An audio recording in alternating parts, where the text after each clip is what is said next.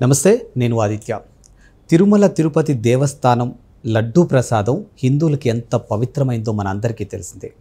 అలాంటి ఒక పవిత్రమైన లడ్డూని ఈరోజు కల్తీ చేశారంటూ, జంతువులకి సంబంధించి కళేబరాల నుంచి తీసినటువంటి కొవ్వుతో లడ్డూని అపచారం చేశారంటూ కొన్ని వార్తలు అయితే మనం వింటూ ఉన్నాం. మరి ఈ అంశం గురించి మాట్లాడడానికి ప్రస్తుతానికి మనతో పాటు స్టూడియోలో ఉన్నారు బీజేవైఎం అఫీషియల్ స్పోక్స్ పర్సన్, అలాగే BJP fire brand Bhargavi Kalyani గారు ఉన్నారు. సో మ్యామ్ని అడిగి మన విషయాలు తెలుసుకుందాం. మ్యామ్ నమస్కారం. మ్యామ్ నమస్కారం అండి. జై శ్రీరామ్. ఎలా ఉన్నారు మ్యామ్? అద్భుతంగా ఉన్నాం, కానీ కొన్ని పరిస్థితులు విన్న తర్వాత ఇంత దుర్మార్గమైన స్థాయిలో దిగజారిపోయి ఉన్నామా అని అనిపిస్తుంది. ఒక్కొక్కసారి చాలా బాధ అనిపిస్తుంది. హిందువులు ఎంతో పవిత్రంగా భావించే తిరుమల తిరుపతి లడ్డూ ప్రసాదం, అది దొరికితే చాలు మహాప్రసాదంగా భావిస్తాం. అలాంటి ఒక లడ్డూ ప్రసాదాన్ని జంతువుల కళేబరాల నుంచి తీసినటువంటి కొవ్వుతో అపచారం చేశారంటూ ఇప్పుడు వార్తలు మనం చూస్తూనే ఉన్నాం. నిజంగా మరి ఇది హిందువుల యొక్క మనోభావాలను దెబ్బతీయడానికా, లేకపోతే వాళ్ళ స్వార్థాలకా? అంటే ఏం మాట్లాడతారు మీరు? హిందువుల మనోభావాలు దెబ్బతిన్నాయండి? దెబ్బతిన్నాయా? మరి నిజంగా దెబ్బతిన్నాయా?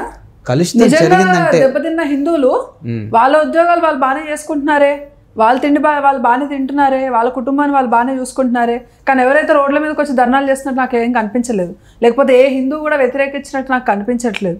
అంటే అసలు హిందూ మనోభావాలు దెబ్బతినట్లేదు. మీ కల్చర్కి, మీ ధర్మానికి ఎంత నష్టం జరిగినా కూడా వాళ్ళు మాత్రం మాకు సంబంధం లేని విషయం, అది మా పని మాదే అన్నట్టు ఉన్నారు. అంటే ఇప్పుడు నిన్న పవన్ కళ్యాణ్ గారు ఒక గొప్ప స్టేట్మెంట్ ఇచ్చారండి. గొప్ప స్టేట్మెంట్ ఇచ్చారు. నాకు తెలిసి ఏ రాజకీయ నాయకుడు, అందులో మెజారిటీ కన్వర్టెడ్ క్రిస్టియన్స్ ఉన్న ఒక స్టేట్కి ఆఫ్టర్ 10 years ఆఫ్ అంటే అంత కంటిన్యూస్ ఫైట్ తర్వాత డిప్యూటీ సీఎంగా అయిన పవన్ కళ్యాణ్ గారు పెద్ద స్టేట్మెంట్ ఇచ్చారు. ఇదే దేశంలో ఒక చర్చికి కానీ ఒక మస్జిద్కి కానీ ఇలాంటి ఒక అపచారం జరిగితే, వాళ్ళ కల్చర్కి నష్టం జరిగితే ఇంత సైలెంట్గా మాత్రం వాళ్ళు కూర్చోరు, దేశాన్ని అల్లకల్లోలం చేసి పడేస్తారు అని. హిందువులు ఏం చేశారండి? కనీసం ఏం చేశారు? ఇంకా అలాంటి దుర్మార్గులకి ఇంకా సపోర్ట్ చేస్తూనే ఉన్నారు కదా. So situations are getting more worst and worst అండి. ఎందుకంటే వాళ్ళ ధర్మం గురించి ఆలోచించే స్థాయి దాటిపోయినారు హిందువులు. వాళ్ళు మేల్కోవట్లేదు. వాళ్ళకి ఇంత అపచారం జరిగింది అన్న వాళ్ళకి అపచారం లాగా కూడా కనిపించట్లేదు. అది మన దౌర్భాగ్యం అండి, హిందువుల యొక్క దౌర్భాగ్యం. ఇంకా వాళ్ళ కల్చర్ గురించి, వాళ్ళ ఇంపార్టెన్స్ వాళ్ళకి తెలియట్లేదు. ఇది ఎందుకు చేశారు అని అంటే, మన కల్చర్ని డిస్ట్రాయ్ చేయాలని ఎవరైతే సంకల్పం తీసుకున్నారో వాళ్ళు మాత్రం ఖచ్చితంగా చేశారు ఆ పనిని. కానీ మనం ఇంకా హర్ట్ అవ్వట్లేదు. మన ఫీలింగ్స్ అంటే మనం ఫీల్ అవ్వట్లేదు అసలు మన ధర్మం గురించి. మనకు అనవసరం ధర్మం. ఆ పండుగలు వస్తే జరుపుకున్నామా, గుళ్ళకి వెళ్ళామా, అంతే మన పని. ధర్మానికి ఏమైనా నష్టం జరిగితే మనకు నష్టం జరిగినట్టు కాదు అనేది హిందువుల యొక్క అభిప్రాయం. అంటే హిందువులు అందుకే ఇంకా ఇంత సైలెంట్ గా ఉన్నారు.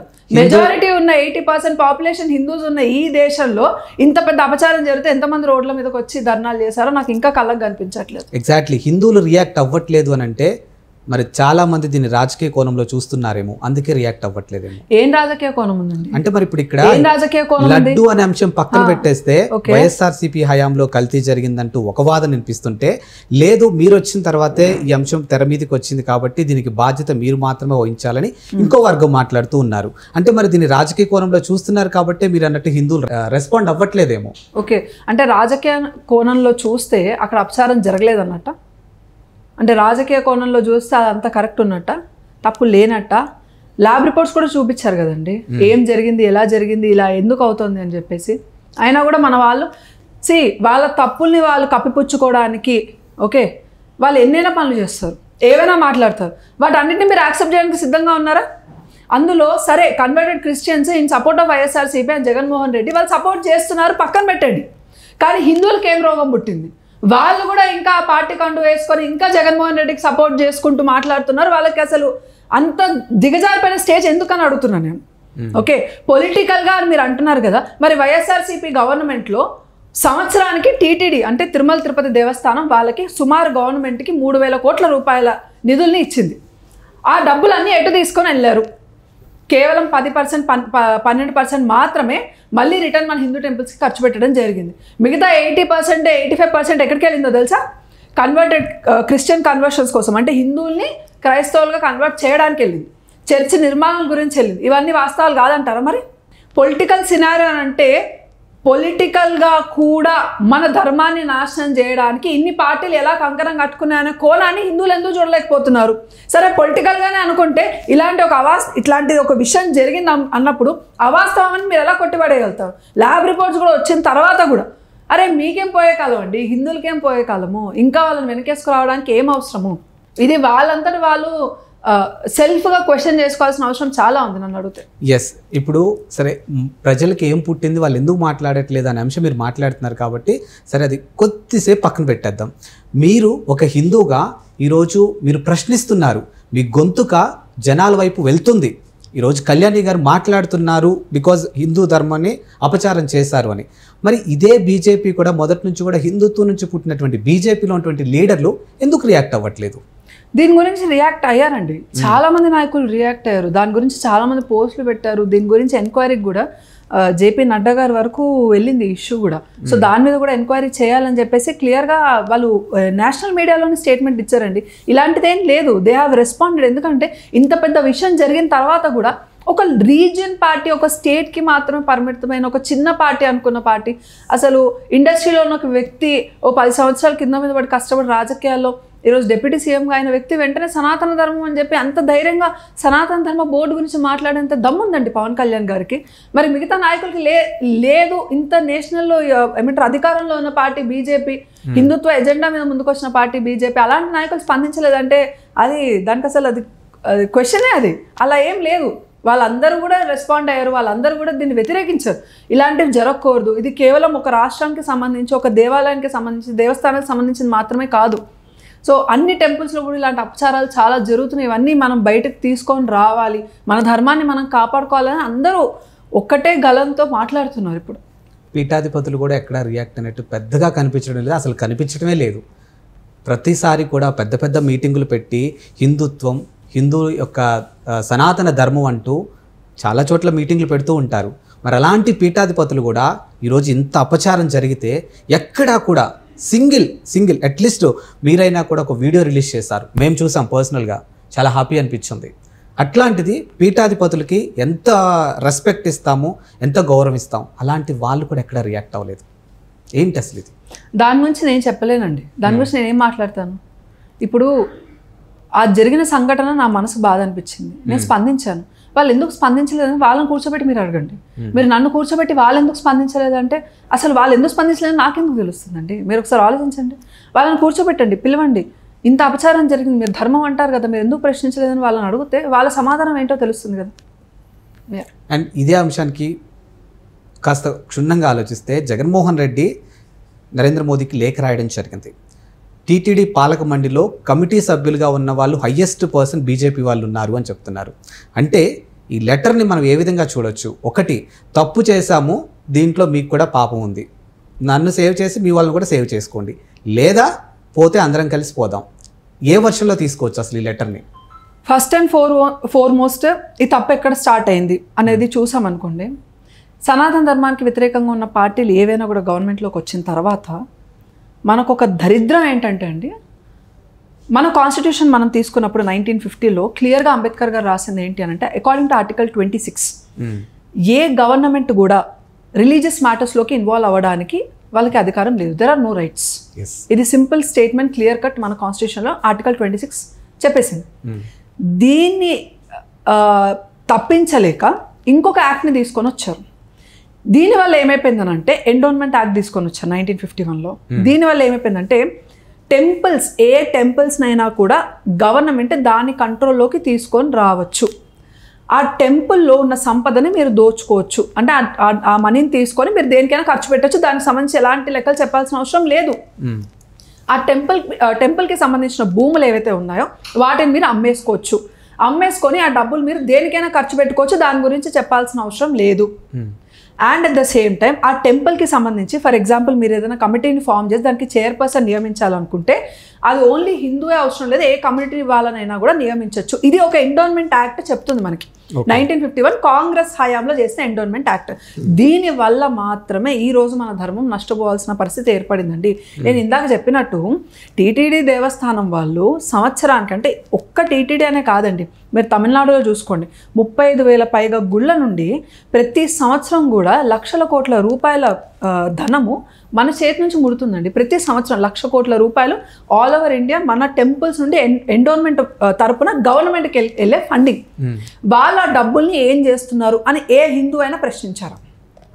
మనం హుండీలో వేసే డబ్బులే కదండి. ఇప్పుడు అదే ఎండోర్మెంట్ కింద సరే మన భూముల్ని మన టెంపుల్స్ని రక్షించడానికి మన ధర్మాన్ని రక్షించడానికి అని వాళ్ళకు కాంగ్రెస్ వాళ్ళు స్టేట్మెంట్ ఇచ్చి యాక్ట్ని తీసుకొని వచ్చారు. మరి అదే మాస్క్లు ఎందుకు దీని కంట్రోల్లోకి రాలేదు, చర్చిలు ఎందుకు దీని కంట్రోల్లోకి రాలేదు అంటే మన హుండీలో డబ్బులు తీసుకొని పోయి చర్చిల నిర్మాణానికి ఫండింగ్ ఇస్తున్నారు, మదర్సాలు మెయింటైన్ అవ్వడానికి ఇస్తున్నారు, మౌల్వీలకి ప్రతి నెల జీతాలు ఇవ్వడానికి ఇస్తున్నారు. అంటే ఏం చేస్తున్నారు ఇక్కడ, మన ధర్మాన్ని మట్టుగల్పించే ప్రయత్నము. ఇది ఫ్రమ్ ద గవర్నమెంట్ నుంచే స్టార్ట్ అయిందండి. ఎప్పుడైతే ఏమవుతుందనంటే ఒక నాన్ హిందూ ఎజెండాతో ఉన్న పొలిటికల్ పార్టీస్, యాంటీ హిందూ ఎజెండాతో ఉన్న పొలిటికల్ పార్టీస్ గవర్నమెంట్ ఫామ్ చేస్తే, రీసెంట్గానే మనం చూసాం తమిళనాడులో ఎలాంటి స్టేట్మెంట్స్ ఇచ్చారు. ఓకే, మలేరియా డెంగ్యూతో పోల్చారు. సో అలాంటి సిచ్యువేషన్స్ మనకి ఎందుకండి, వేల కోట్ల రూపాయలు వాళ్ళకి ప్రతి సంవత్సరం మన ఆలయాల డబ్బు నుంచే వాళ్ళు తీసుకొని వాళ్ళకి నచ్చినట్టు వాళ్ళ రిలీజన్ని వాళ్ళు స్ప్రెడ్ చేయడానికి గవర్నమెంట్ సపోర్ట్ ద్వారానే ఇది జరుగుతుంది. ఈవెన్ ఏపీలో కూడా జరిగింది కూడా అదేనండి. మన దగ్గర డబ్బులు తీసుకొని చర్చిల్ని పోషించారు. ఓకే, గవర్నమెంట్ 100% గవర్నమెంట్ సపోర్ట్తో కేసులు ఫైల్ చేయకుండా ఏపీలో టెంపుల్ డెస్ట్రాయ్ అయితే కేసు ఫైల్ చేయట్లేదండి పోలీసులు ఏపీలో. అలాంటి దుర్మార్గమైన సిచ్యువేషన్స్ ఎన్నిసార్లు మేము అక్కడ నుండి మాకు తెలిసిన వాళ్ళు ఫోన్ చేసి ఇలా అవుతుంది అంటే మేము మాట్లాడడానికి ప్రయత్నం చేసినా కూడా ఒక కేసు ఫైల్ చేయలేకపోయామండి. ఒక టెంపుల్ మీద డిస్ట్రక్షన్ జరిగితే దాని ఒక 10 మందికి చెప్పలేకపోయాం. అంటే ఒక టెంపుల్ డిస్ట్రాయ్ అవుతుంది, వేలాది గుళ్ళు అండి ధ్వంసమయ్యి, 1-2 కాదు. ఎవరైతే ఈ జగన్మోహన్ రెడ్డి గారి గురించి మీరు మాట్లాడుతున్నారో ఆ దరిద్రుడి యొక్క అంకుల్ని తీసుకొని వచ్చి టీటీడీ చైర్మన్గా చేస్తే ఆ ముష్టి వెధవ 10 గుళ్ళని ధ్వంసం చేసి దాని మీద గోల్ఫ్ కోర్టులు కట్టాడు, లెక్కపత్రం లేకుండా చేశారు. అసలు అంటే గవర్నమెంట్కి, ఒక నాన్ హిందూ గవర్నమెంట్స్కి మన ధర్మం మీద ఉన్న చిత్తశుద్ధి ఏంటి? సరే బీజేపీ ఓన్లీ హిందుత్వాన్ని సపోర్ట్ చేస్తుంది, మేము మతతత్వవాదులం, సరే చాలా అద్భుతంగా ఉంది. మరి మన ధర్మాన్ని నాశనం చేసే వేరే గవర్నమెంట్స్ పరిస్థితి ఏంటి? వాళ్ళ గురించి ప్రశ్నించాల్సిన అవసరం ఉందా లేదంటారా మీరు చెప్పండి. ఇప్పుడు అదే నేను జస్ట్ ఎగ్జాంపుల్ చెప్తున్నాను అండి. అల్ట్రాటెక్ సిమెంట్ బ్యాగ్ తీసుకొస్తాడు, ఒక దిమ్మ ఇలా కడతాడు అడ్డంగా, దాని మీద ఒక గ్రీన్ కలర్ గుడ్డ వేస్తాడు, కింద ఒక గుడ్డ వేసుకుంటాడు, మోకాల మీద కూర్చుంటాడు, కథం. అది వక్ఫ్ బోర్డు వాళ్ళు మా ల్యాండ్ అని డిక్లేర్ చేస్తారు. అదే షాపింగ్ మాల్ సంబంధం లేదు, అసెంబ్లీతో సంబంధం లేదు, రైల్వే స్టేషన్ సంబంధం లేదు, ఎడ్యుకేషనల్ ఇన్స్టిట్యూషన్ సంబంధం లేదు, హాస్పిటల్ సంబంధం లేదు. ఆఖరికి మెయిన్ రోడ్లు కూడా వక్ఫ్ బోర్డు సంబంధించిన ల్యాండ్స్ అని చెప్పి క్లెయిమ్ చేసుకున్న ఒక ఊర్లు ఎగిరిపోయి వాళ్ళు అదే ఇది నీది ఎట్లా అవుతుంది, నిన్నటి వరకు ఇక్కడ ఇది లేనే లేదు, ఇది ఫస్ట్ ఇక్కడ నుంచి అని అంటే వాడిని చంపడానికి కూడా వెనకాడు. నీ పరిస్థితి ఏంటి? ఇంత దుర్మార్గం జరిగిందన్నా కూడా సరే అండి, క్రిస్టియన్స్ వెనకేసుకొని రానివ్వండి, వేరే మతస్థులు వెనకేసుకొని రానివ్వండి, పర్వాలేదు. హిందువులకు ఏం రోగం పుట్టింది? వాళ్ళ ధర్మానికి జరిగిన నష్టం గురించి మాట్లాడుతుంటే మేము మతోన్మాదులం ఎందుకు అయ్యాము, వాళ్ళ నుంచి ఎందుకు మీకు అది విషయం కనిపించట్లేదు? రేపు వచ్చే ఎంత దుర్మార్గమైన సిచ్యువేషన్స్ అంటే అండి, ఈరోజు మనం 4 గోడల మధ్యలో కూర్చొని మనం ఈరోజు ఇలా మాట్లాడుకునే సిచ్యువేషన్ ఉంది. రేపు అలా లేదండి. మన శక్తిపీఠాలు, జ్యోతిర్లింగాలు, ఎక్కడెక్కడైతే మన ప్రసిద్ధిగాంచిన దేవాలయాలు ఉన్నాయో దానికి అతి దగ్గరగా చేరువుగా ఒక గ్రౌండ్ చూసుకొని ఆ రీజన్కి సంబంధించిన ముస్లింలు అందరూ మీటింగ్ అక్కడ నిర్వహించుకొని నమాజులు చేసి ఒకటేసారి అల్లాకే నాంపర్ అని చెప్పేసి ఆ దేవాలయాల్ని దేశవ్యాప్తంగా ఒక్కటేసారి ధ్వంసం చేయడానికి వాళ్ళు ఇప్పుడు ప్లాన్స్, స్ట్రాటజీస్ కన్స్ట్రక్ట్ చేసుకొని మనం ముందుకు రాబోతున్నారు. ఫ్యూచర్లో జరిగేది ఇదే. మనం ఒక్క రామ మందిర అయోధ్య కేసు కొట్లాడడానికి 5 శతాబ్దాలు పట్టిందండి. 5 శతాబ్దాల పాటు మన రాముని టెంట్లో పెట్టుకొని చేసుకోవాల్సిన పరిస్థితి. కొన్నిసార్లు అయితే పోలీస్ ప్రొటెక్షన్లో ఉండి కనీసం దీపారాధన కూడా మన రాముడికి చేసుకోలేని దౌర్భాగ్య స్థితిలో మనం ఉండిపోయాం. ఒక్క రామ మందిర నిర్మాణం జరగడానికి ఇన్ని సంవత్సరాలు పట్టింది. మనం మన రాముడిని కోట్ల బోన్లో నిల్చోబెట్టి వాదించాల్సిన దౌర్భాగ్యం మన హిందువులకి ఈ గడ్డ మీద ఏర్పడింది. ఒక్కసారి ఆలోచించండి, వీళ్ళు ఇంత పెద్ద స్ట్రాటజీతో వస్తున్నారు, ఇన్ని లక్షలాది దేవాలయాల్ని కూల్చే ప్రయత్నంలో స్ట్రాటజీతో ముందుకు వస్తున్నారు. మనం రేపు ఏం కాపాడుకుంటాం మన ధర్మాన్ని? మన గురించి మనం ఎందుకు ప్రశ్న చేసుకోవట్లేదు? మనం ఎందుకు బయటకు రాలేకపోతున్నాము? మన ధర్మం అంటే మన తల్లి లాంటిది కాదా? మన ధర్మాన్ని మనం కాపాడుకోవాల్సిన బాధ్యత మనకి లేదా? అరే నువ్వు ఒక 100 గజాలు ఇల్లు కొనుక్కుంటే దాన్ని కాపాడుకోవడానికి కష్టాలు పడతావు కదా, వేరే వాడికి ఇవ్వవు కదా, ఆస్తిని అయితే వచ్చే పిల్లలకే కదా ఇచ్చేది. మరి నీ ధర్మం నీ తల్లి లాంటిది కాదా? అది నీ సంపద కాదా? నీ ఊర్లో ఉన్న నీ దేవాలయం నీ సంపద కాదా? దాన్ని కాపాడుకోవాల్సిన బాధ్యత నీకు లేదా? ఇది కదండి మనం నేర్పించాల్సింది. హిందువులలో గుండె ధైర్యం చచ్చిపోయిందండి, చెప్పబడిపోయారు మనుషులంతా. హిందువుల్లో గుండె ధైర్యం చావటానికి, మీరు అన్నట్టు యూనిటీ మిస్ అవ్వటానికి, ఈరోజు ఇలాంటివన్నీ జరగటానికి నాంది పలికింది కాంగ్రెస్ వాళ్ళు అంటారా? అవును 100%. పొలిటికల్గా తీసుకొచ్చిన ఏ స్ట్రాటజీస్ అయినా నీ నెత్తి మీద రుద్దుకోవాల్సిన అవసరం దౌర్భాగ్యం నీకేం ఏర్పడింది? ఈ రోజు కాంగ్రెస్కి సపోర్ట్ చేస్తుంది ముస్లిం కమ్యూనిటీ మొత్తం కాంగ్రెస్కి ఎందుకు సపోర్ట్ చేస్తుందంటే వాళ్ళ వక్ఫ్ బోర్డ్ని వాళ్ళు స్ట్రాంగ్ చేశారు, స్ట్రెంథన్ చేశారు. ఆ యాక్ట్ని మళ్ళీ అమెండ్ చేసి 1995లో 54లో ఆల్రెడీ వచ్చింది, 64లో ఆల్రెడీ వాళ్ళకి స్ట్రెంత్ ఇచ్చారు, 1995లో కంప్లీట్ పవర్స్ వక్ఫ్ బోర్డ్కి ఇచ్చారు. వెళ్ళి అడుగుతున్నారు మా మతాన్ని కాపాడండి, అప్పుడు మేము మీకు ఓట్లు వేస్తాము, ఒక్క ఓటు కూడా పక్క పార్టీకి పోకుండా. వాళ్ళందరూ కలిసి ఉన్నారు కాబట్టి ఏ పొలిటికల్ ఆర్గనైజేషన్ అయినా వాళ్ళ దగ్గర పోయి మోకరిల్లుతోంది. హిందువులలో ఐక్యత లేదు, ఒక్కొక్కడు ఒక్కొక్క తీరుగా ఓట్లు వేస్తున్నాడు, ఐక్యత లేకుండా ఓటేస్తున్నాడు. ధర్మాన్ని ఏమన్నా మనకు సంబంధం లేదు. ఓకే, నెలకి ఫ్రీ బస్ ఇస్తున్నాడా, చలో నీ ధర్మాన్ని ఏమన్నానని, నీ తల్లిని ఏమన్నానని, నీ చెల్లికి ఏమైనా కానీ, నీ కూతురికి ఏమైనా కానీ నేను పోయి ఓటేస్తా. వాడికి ఆలోచన లేదు. నీ దేశం పట్ల నీకేమన్నా చిత్తశుద్ధి లేదు, అభివృద్ధి నీకు అవసరం లేదు. నీకు కిలో బియ్యం ఇస్తే ఓటేస్తావు, ఒక మందు బాటిల్ ఇస్తే ఓటేస్తావు. 5 సంవత్సరాల తర్వాత వాడు మొహం చూడాలంటే నీకు అసలు అపాయింట్మెంట్ కూడా దొరకదు. నీ సొంత నియోజకవర్గంలో ఉన్న ఎమ్మెల్యే నీ గడపకు వచ్చి ఓట్లు అడిగినోడు, అడుక్కుని తిన్నోడు, రేపొద్దున 5 సంవత్సరాలు నీ కళ్ళ ముందు కనిపించాడు. ఎవరికి పోయి చెప్పుకుంటావు నీ బాధని? ఇది పరిస్థితి అండి. ఇలా ఉంది. ముస్లిమ్స్ అలా ఉండరు, క్రిస్టియన్స్ అలా ఉండరు. వాళ్ళ మతాన్ని కాపాడండి, మేము చర్చిలో కూర్చుంటారు, ప్రేయర్ చేస్తారు. లాస్ట్లో ఎజెండా ఏంటి? మనందరం కలిపి ఈ పార్టీకి ఓటు వేయాలి. ఏ ఆలయంలో ఇప్పుడు ఇది జరుగుతుందండి? హిందువులు వినే పరిస్థితి ఉందా? వీర్ సావర్కర్ గారు గొప్ప స్టేట్మెంట్ ఇచ్చారండి, దశాబ్దాల క్రితమే ఇచ్చారు గొప్ప స్టేట్మెంట్. నేను ఏ ముస్లింకి కానీ, బ్రిటిషర్లకు కానీ, లేకపోతే క్రిస్టియన్స్కి కానీ నేను అసలు భయపడట్లేదు. నేను నా ధర్మాన్ని కాపాడుకోవడం, నిలబడడానికి చాలా స్ట్రాంగ్గా ఉన్నా. కానీ నేను భయపడుతుంది ఏంటంటే హిందువుని వ్యతిరేకించే హిందూ చూసి భయపడుతున్నాను. ఈరోజు మనం భయపడాల్సింది మనలో ఉన్న వ్యక్తుల గురించి, వాళ్ళ మనసులో కూడుకుపోయిన పాతుకుపోయిన సెక్యులరిజం గురించి. అందరూ సమానమే, వాళ్ళు మంచి వాళ్ళే ఉంటారు, వాళ్ళని అలా చూడడం తప్పు అనే ఒక భావన ఏదైతే ఉందో అది మంచితనం అనుకుంటున్నారు. కానీ హిందువులలో ఉన్న చేతగానితనం అని అర్థం చేసుకోవాలి ఇప్పటికైనా. అవుట్ ఆఫ్ సిలబస్ చాలా మందిలో ఉన్నటువంటి ఈ సందేహాన్ని ఈరోజు ఈ కెమెరాల ముందుగా నేను మిమ్మల్ని అడగాలి అనుకుంటున్నాను. ఇప్పుడు మీరు అన్నారు ఓట్ల కోసం వెళ్ళి మోకరిల్లుతారు అని అంటారు. అసలు ఓటుకి మతానికి లింక్ ఏంటి మేడం? ఎందుకనంటే అండి, వాళ్ళ పర్ఫెక్ట్ స్ట్రాటజీ. ఇప్పుడు నేను ఓట్ వేయాలి, యాజ్ అన్ ఇండివిజువల్ నేను ఒక పార్టీని ఎన్నుకోవాలి అంటే నా కండిషన్ ఏంటి? అసలు నేను ఎందుకు ఎన్నుకోవాలి? ఒక కంపెనీలోనే చిన్న ఏమంటారు, చిన్న పోస్ట్కి చిన్న చిన్న ఎలక్షన్స్ జరుగుతుంటాయండి. ప్రజలకి న్యాయం చేసేవాడు ఏ మతం అయితే ఏంటి? ప్రజలకి న్యాయం చేసేవాడు ఏ మతంలో ఉండడండి. నేను సీరియస్గా చెప్పగలుగుతాను. హిందువు మాత్రమే అన్ని మతాలకి సరిసమానంగా న్యాయం చేయగలుగుతాడు. అదే ఇస్లాం నుంచి క్రిస్టియానిటీ వచ్చిన ఏ నాయకుడు కూడా అన్ని మతాలకి సరిసమానమైన న్యాయం చేయలేడు. ఒకటే సింపుల్ ఎగ్జాంపుల్, మనం ఉన్న ఈ హైదరాబాద్ పార్లమెంట్లోనే చూసుకుంటే ఈ ఎంపీ గత 5 సక్సెసివ్ టర్మ్స్ గెలుచుకుంటూ వచ్చాడు కదా. ఏం చేశాడు? హిందువుల గురించి ప్రచారం ఎలా చేశాడు? నేను హిందువులను కూడా సరిసమానంగా చూస్తాను, వాళ్ళకు కూడా న్యాయం చేస్తానని వాళ్ళ ముందు పోయి మోకరిల్లలేదే. 15 నిమిషాలు సమయం ఇస్తే పోలీసు వాళ్ళు తప్పుకుంటే హిందువుల బతుకులు ఏంటో చూపిస్తా అని ఈ గడ్డ మీద మాట్లాడాడు ఓవైసీ. చూపించండి నాకు ముస్లిం లీడర్స్ ఎంతమంది సమానత్వం గురించి మాట్లాడుతున్నారు ఈ దేశంలో అని. కానీ ఈరోజు నరేంద్ర మోదీ గారు సబ్కా సాత్, సబ్కా వికాస్, సబ్కా ప్రయాస్ ఆర్ దాని నుంచి మాట్లాడంటే అందరూ కలిసి కట్టుగా వెళ్దాము, అందరి యొక్క వికాసం కావాలి, అందరి యొక్క తోడు నీడతో పాటు కలిసి వెళ్దాము, మన దేశాన్ని ముందుకు తీసుకుని వెళ్దాం. సబ్కా సాత్ అని వీళ్ళు అనలేదండి ఆ మాట. ఓన్లీ ముస్లిమ్స్ అయితే ముస్లిమ్స్కే సాతే, క్రిస్టియన్స్ అయితే క్రిస్టియన్స్కే సాతే. హిందూ మాత్రమే సబ్కా సాత్ అనగలే మంచి హృదయం ఉన్నది హిందువులకి మాత్రమే. మీరు ఎలాగో ఓవైసీ టాపిక్ తెచ్చారు కాబట్టి ఈ క్వశ్చన్ మిమ్మల్ని అడుగుతున్నాను. మొన్న ఎలక్షన్స్లో చూసుకుంటే మాధవీలత గారు, ఆయన నన్ను వదిలిపెట్టండి నేను చూపిస్తానని ఆయన ఏ విధంగా అన్నారో, మరి మాధవీలత గారు కూడా అంటే సమ్వేర్ ఇదే సోషల్ మీడియా వేదికగా చాలా నెగిటివ్ కామెంట్స్ కూడా వచ్చాయి.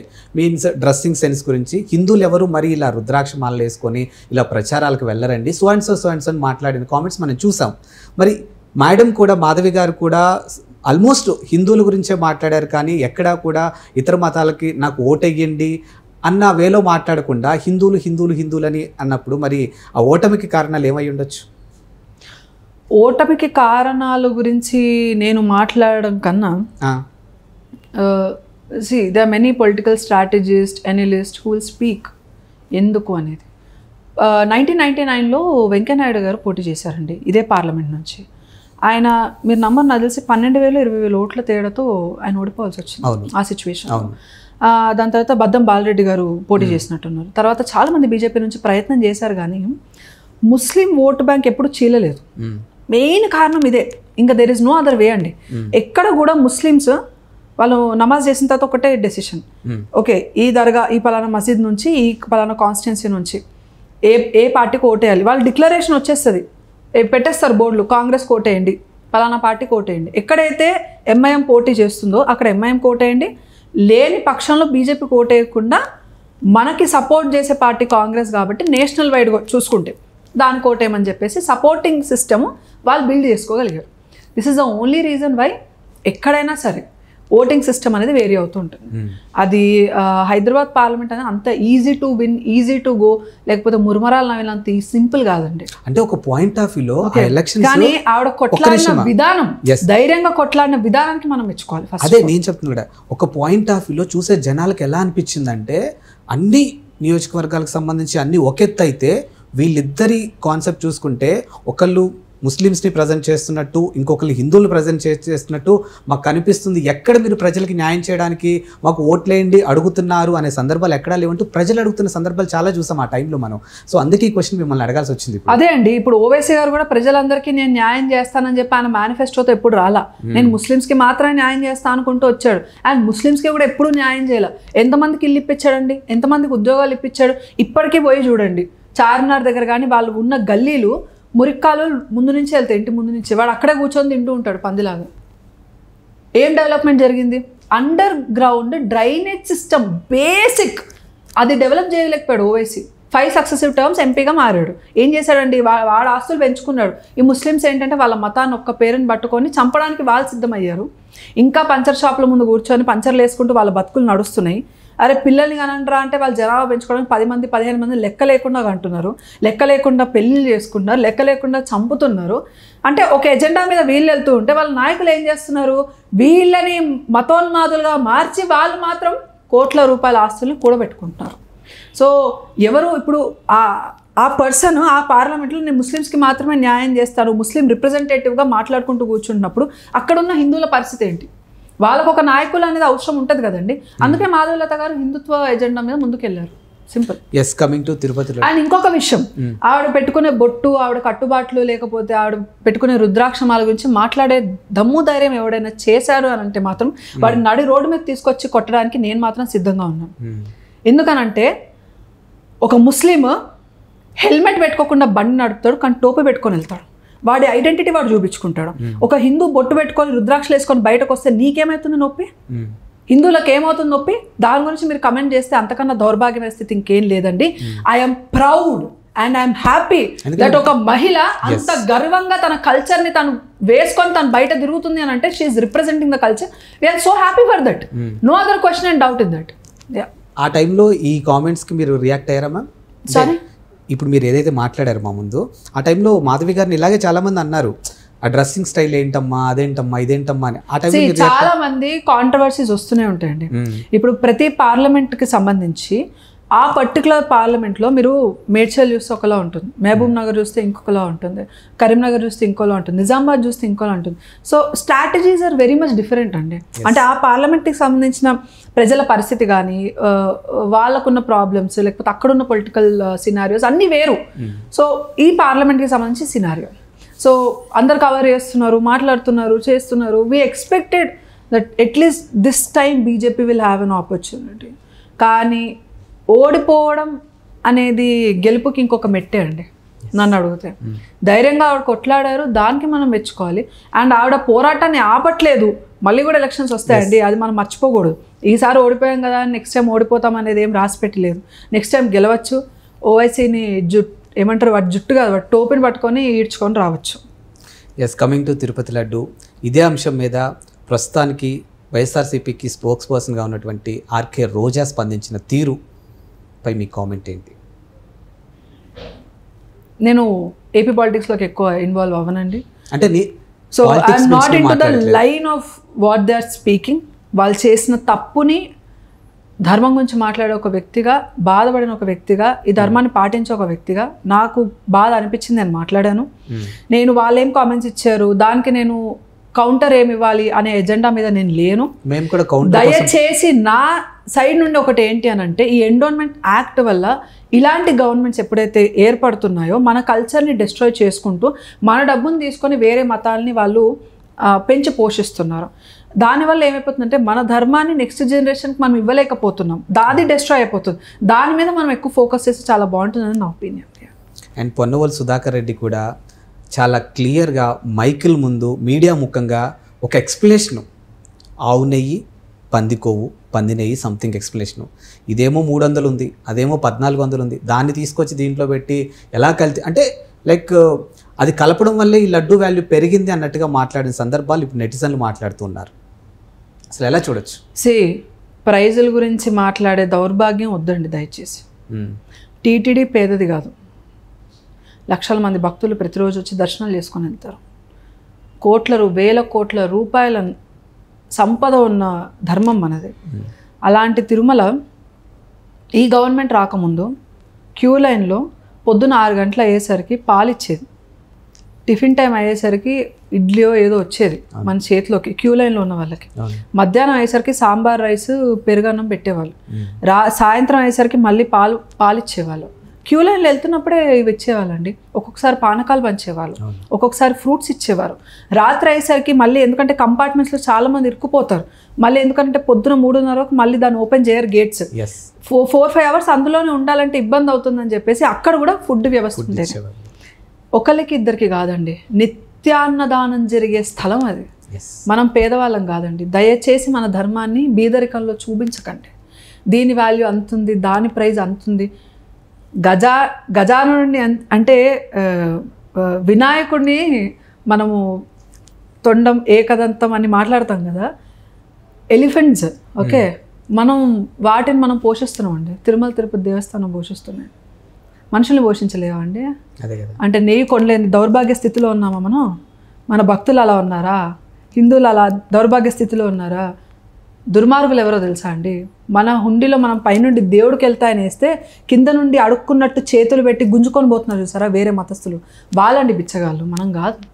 దయచేసి ఇలాంటి ఇంకా కూడా వెనకేసుకొని వచ్చి మాట్లాడుతున్నారు చూసారు ఇలాంటి రాజకీయ నాయకులు. నేను తెలంగాణ ఆడబిడ్డగా ఉండిపోయా కానీ ఆంధ్రాకి వెళ్ళుంటే వీళ్ళ నరసంహారం ఎలా జరిగేదో అప్పుడు చూపించేదాన్ని. నేను ప్రశ్నించడానికి ఆంధ్ర తెలంగాణ ఏంటి మేడం? ప్రశ్నించడం ఒక్కటి దానికి పరిష్కారం కాదండి. దయచేసి ప్రశ్నించడం మాత్రమే. ఈరోజు 4 గోడల మధ్యలో కూర్చొని 2 చైర్లు వేసుకొని కెమెరాలు పెట్టుకొని లైట్లు పెట్టుకొని ప్రశ్నించడం మాత్రమే ఒక ఏమంటారు ఎజెండా కాదండి, అసలు కాదు. మేము ప్రశ్నించేది కూడా దాని గురించి కాదు, మార్పు తేవగలగాలి కదా మనము. ఓన్లీ క్వశ్చన్ చేస్తే ఏం సొల్యూషన్ దొరుకుతుంది నీకు?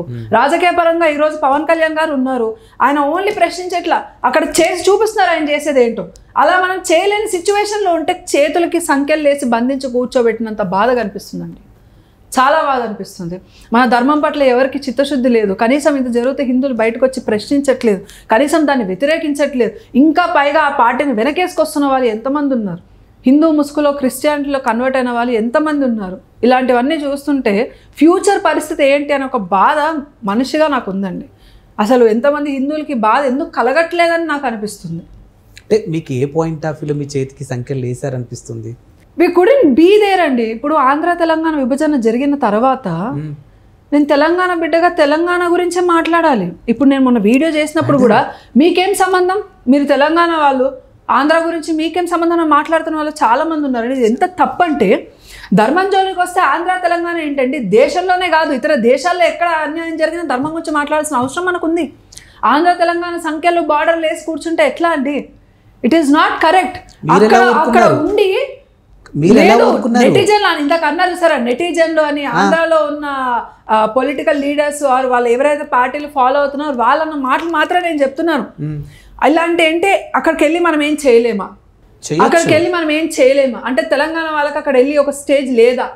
మనం వెళ్ళి ఇప్పుడు మాట్లాడే ఇది లేదా? మాట్లాడితేనే ఇలా ఇప్పుడు ఒక వీడియో చేసి స్పందిస్తేనే దీనికి ఇంత పెద్ద కామెంట్ లిస్ట్ ఏంటి మేడం? ఇప్పుడు what is the agenda that is been setup in Andhra Pradesh? What is the agenda of Telangana? Venkanna స్వామి ఆంధ్ర వాళ్ళకి మాత్రమే పరిమితం కాదు. ఆ విషయము పొలిటికల్ ఎజెండాలో ఉన్న వాళ్ళని ఫస్ట్ దాన్ని పక్కకు తీసే ప్రయత్నం చేయమనండి. ఇప్పుడు మనం ఆంధ్ర తెలంగాణ ఇష్యూ రేజ్ అయ్యింది నీళ్లు నిధులు నియామకాల గురించి కానీ ధర్మం గురించి కాదండి. కానీ ఒక ఆడపిల్ల తెలంగాణ నుంచి వీడియో రిలీజ్ చేస్తే దాన్ని వేరే కోణంలో తీసుకొని వెళ్ళడము ఎంత దుర్మార్గం అనేది నేను మీకు చెప్తున్నా. అది ఎలా ఆ రెస్పాన్సెస్ నాకు చూసి చేతికి సంకల్ వేసినట్టు నాకు బాధ అనిపించింది. ఎందుకంటే ధర్మం అనేది ఒక ప్రాంతానికి పరిమితమైనది కాదు. మ్యామ్ ఇది నేను అస్సలు యాక్సెప్ట్ చెయ్యను మ్యామ్. ఎందుకంటే హిందూ సనాతన ధర్మం గురించి తెలంగాణ నుంచి ఒక ఫైర్ బ్రాండ్ ఉన్నారు అని అంటే భార్గవి కళ్యాణ్ గారని చాలామందికి తెలుసు.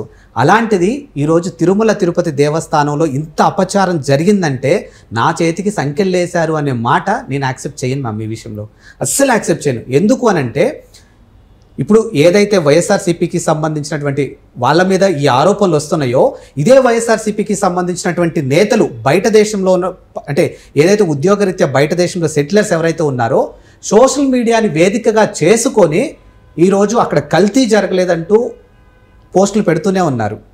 వాళ్ళకి ఎవరు సంఖ్యలు వేయలేదు కదా. మీరు ఈ మాట మాట్లాడు 100% తప్పండి. నేను యాక్సెప్ట్ చేయను, అస్సలు యాక్సెప్ట్ చేయను. సో మీరు ఏదైతే ప్రశ్నించాలనుకుంటున్నారో మీరు ఏదైతే మాట్లాడాలనుకుంటున్నారో మాట్లాడండి, అది మీకు రైట్ ఉంది కదా. మీరు ఎందుకు సైలెంట్ అవుతున్నారు? మాట్లాడడం గురించి కాదండి. ఇప్పుడు నేను ఇలా ప్రశ్నించాను అంటే దాని యొక్క రెస్పాన్స్ ఎలా ఉంది మీరు ఒకసారి ఆలోచించండి.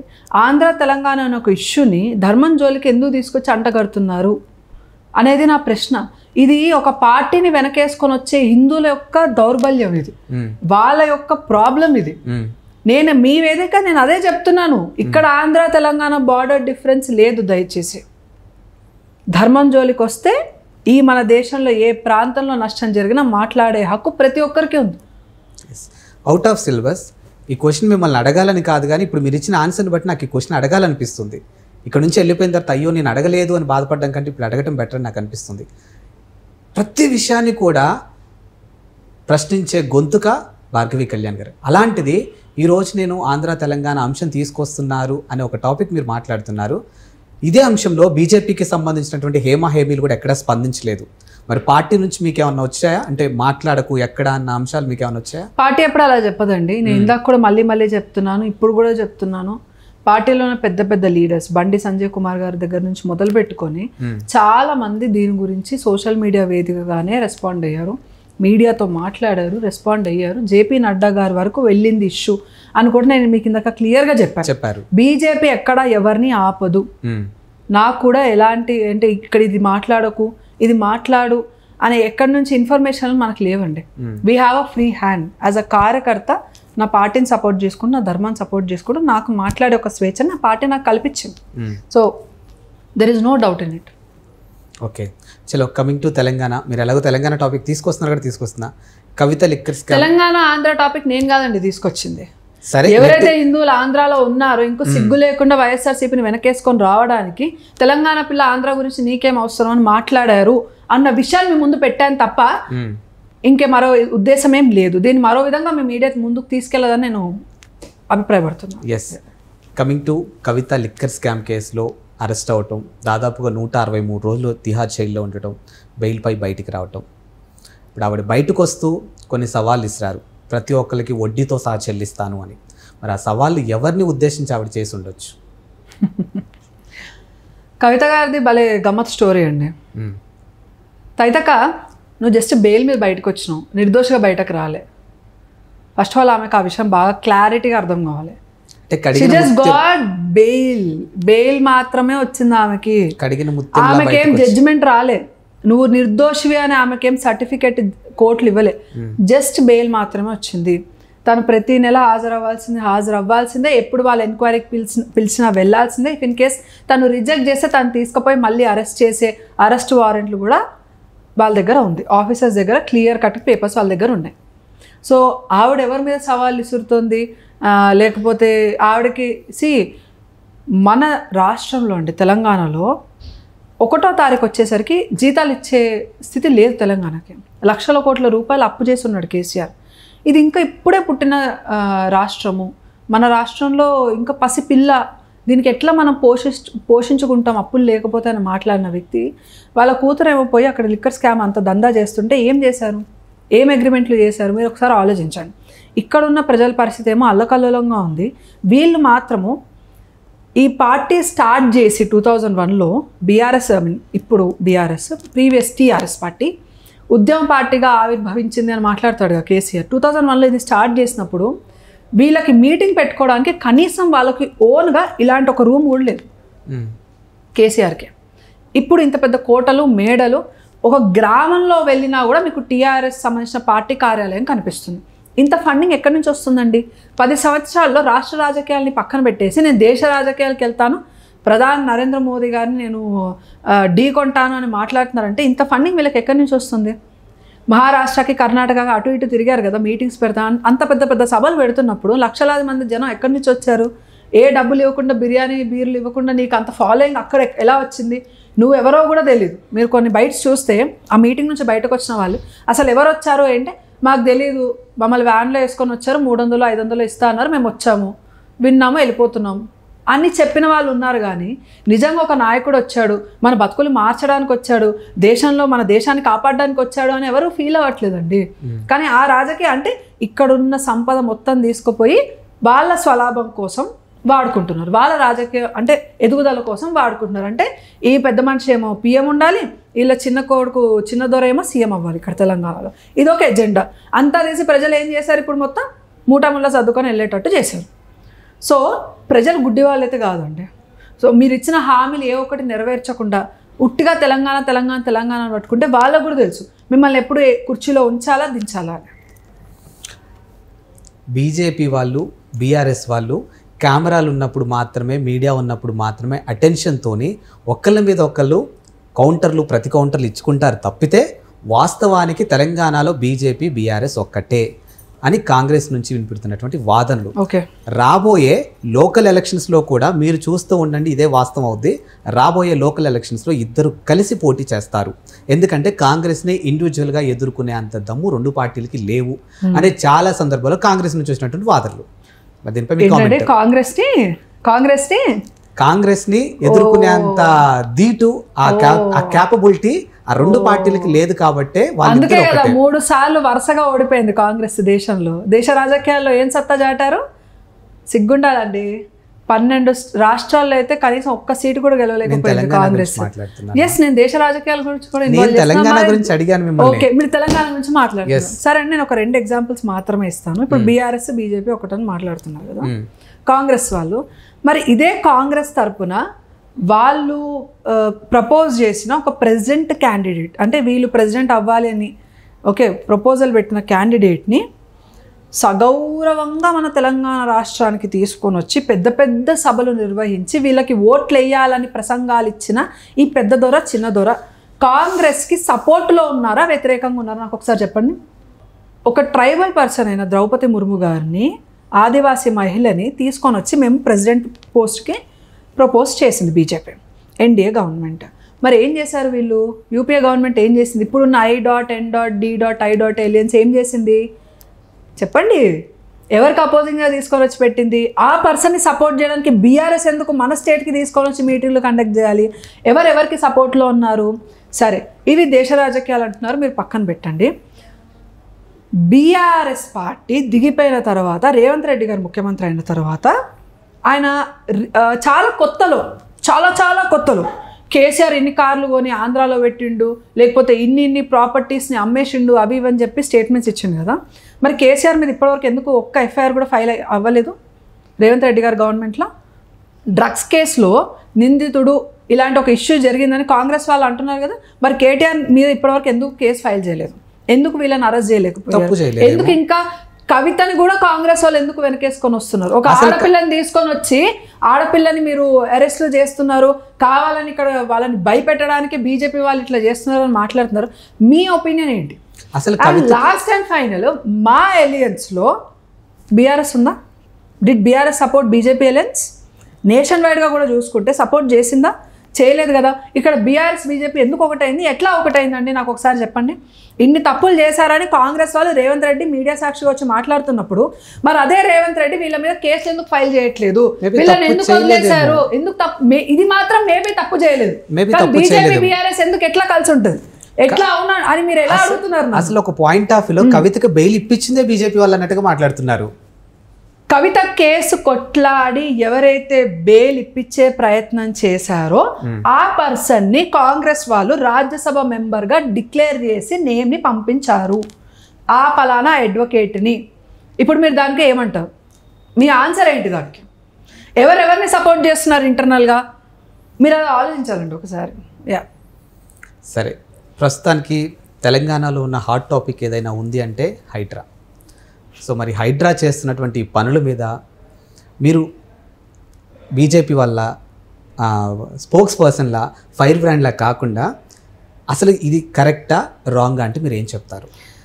హైడ్రా చేస్తున్న పనులు ఇల్లీగల్ కన్స్ట్రక్షన్స్ని కూల్చడం, అదే కదా హైడ్రా చేసేది. ఎస్, అసలు హైడ్రా ఉన్నదే ఇల్లీగల్ కన్స్ట్రక్షన్ కదండి. వాళ్ళ ఓన్ బిల్డింగే ఇల్లీగల్ కన్స్ట్రక్షన్.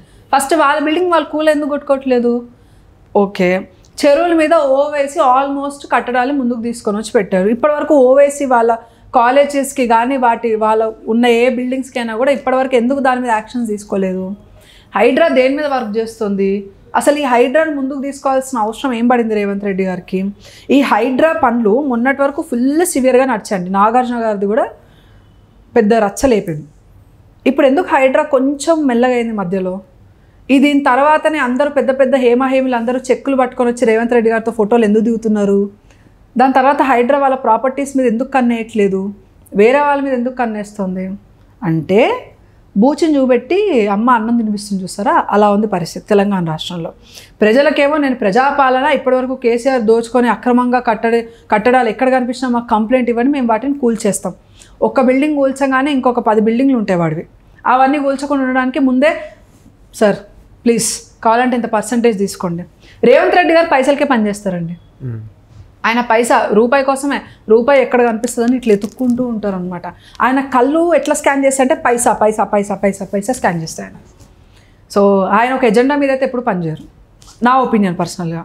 ఓకే, ఒక మంచి ఎజెండాతో నిజంగా ఇల్లీగల్ కన్స్ట్రక్షన్స్ అన్నీ మేము డిస్ట్రాయ్ చేస్తాము అని హైడ్రా సంకల్పం తీసుకుంటే, కాంగ్రెస్ నాయకులు ఎన్నో బిల్డింగ్లు, ఎన్నో కబ్జాలు ఉన్నాయి. వాటన్నిటినీ ఇప్పటి వరకు టచ్ కూడా చేయలేరు రేవంత్ రెడ్డి గారు. ఎందుకు? Why? This is my question. వాళ్ళ తమ్ముడికి నోటీసులు ఇచ్చారు కదా. ఏంటండి? వాళ్ళ తమ్ముడికి కూల్చాలండి. నోటీసులు ఇవ్వకుండా కూల్చిన బిల్డింగ్లు ఎన్ని ఉన్నాయి? మీరు నోటీసులు ఇచ్చి కూల్చకుండా ఉంచారు. వై? మేబీ ప్రాసెసింగ్ జరుగుతుందేమో.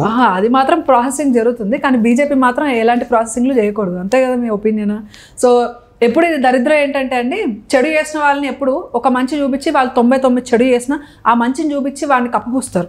కానీ ఒక మంచివాడు 99 మంచి పనులు చేసిన, ఒక్క తప్పు చేస్తే ఆ తప్పు చూపించి 99 మంచి పనులని కొట్టిపడేస్తారు. ఇది మన దౌర్భాగ్యం. మనిషిలో ఉన్న ఒక మెంటాలిటీ, ఒక మన సైకాలజీ డిఫెక్ట్ అది. సో ఫస్ట్ దాన్ని మనం పక్కన పెట్టాలి. నా కోణంలో హైడ్రా, రేవంత్ రెడ్డి, కొత్తగా ఫామ్ అయిన గవర్నమెంట్, తెలంగాణ, ఇవన్నీ పక్కన పెడితే కొంచెం వెనకడుగేసి చూస్తే, ఇదే తెలంగాణ రాష్ట్రం అడిగినందుకు షూటెడ్ సైడ్ ఆర్డర్స్ ఇచ్చి కాల్చి చంపేశారు మన తెలంగాణ వాళ్ళని, ఎవరైతే ఉద్యమానికి వెళ్ళారు. ఇదే కాంగ్రెస్ పార్టీ దశాబ్దాల పాటు మన ఉద్యమాన్ని కనీసం కన్ను ఇలా తిప్పి కూడా తెలంగాణ రాష్ట్రంలో ఏ ఉద్యమం జరుగుతున్నది, వాళ్ళు ఎందుకు కొట్లాడుతున్నారు, ఎంతమంది ప్రాణాలని కోల్పోతున్నారు అని కనీసం కాంగ్రెస్ ఇలా కూడా చూడలేదు. 1969లో 300 పైగా మందిని కాల్చి చంపేశారు ఆన్ స్పాట్ మన తెలంగాణ వాళ్ళని, రాష్ట్రం ప్రత్యేక రాష్ట్రం అడిగినందుకు. ఇలాంటి కాంగ్రెస్ పార్టీని ఫ్రీ బస్ ఇస్తామనగానే మన ఉద్యమకారులందరినీ కూడా ఆ బస్సు కింద వేసి వాళ్ళు చనిపోయారు. కానీ వాళ్ళు చనిపోలేదండి, ప్రాణత్యాగం చేశారు. అలాంటి వీరుల్ని మళ్ళీ వాళ్ళ ఆత్మల్ని ఆ బస్సు టైర్ కింద మళ్ళీ పడేసి వాళ్ళని మళ్ళీ చంపేశాం మనం. నాకు ఇది కనిపిస్తుందండి. దయచేసి నాకు మిగతా ఏం కనిపించట్లేదు. చలో, ఇప్పుడు తెలంగాణ బీజేపీలో అధ్యక్షులు ఎవరు అవబోతున్నారు అసలు బీజేపీ నుంచి? లేదని డిసైడ్ అండి. ఇప్పుడు నేను ఆ ప్యానెల్లో అయితే లేను, ఆ కమిటీలో అయితే లేను. ఇట్లా మనం కూర్చుంటున్నట్టు భార్గవ్ గారు ఒకసారి వస్తారా, స్టేట్ ప్రెసిడెంట్ ఎవరో మనం డిసైడ్ చేయాలి, మీ ఒపీనియన్ చాలా ఇంపార్టెంట్ అని నన్ను ఎవరు పిలవలేదండి. స్టేట్ ప్రెసిడెంట్ ఎవరైనా డిక్లేర్ చేస్తే వాళ్ళ వెనక వాళ్ళ అధ్యక్షతను మేము పనిచేయడానికి మాత్రం కార్యకర్తలుగా ఉన్నాం తప్ప, మన స్టేట్ ప్రెసిడెంట్ ఎవరైనా డిసైడ్ చేసే స్టేజ్లో కూడా మేము లేము. దయచేసి మేబీ ఆ క్వశ్చన్ నాకు వ్యాలిడేట్ అవ్వకపోవచ్చు. ఎస్, సో ఫైనల్గా మా ఛానల్ ద్వారా సనాతన ధర్మం గురించి కానీ హిందువుల గురించి కానీ మీరేం చెప్పదలుచుకున్నారు? మొద్దు నిద్ర వదలండి, ఇప్పటికైనా మేల్కోండి. లేకపోతే రేపు మీరు నిద్రలోంచి మేల్కుందాం అనుకునే లోపు మీరు శ్మశానంలో తేలుతారు. అక్కడ దాకా రాకుండా చూసుకోండి అనేది ఒకటే నా అభిప్రాయం. Thank you.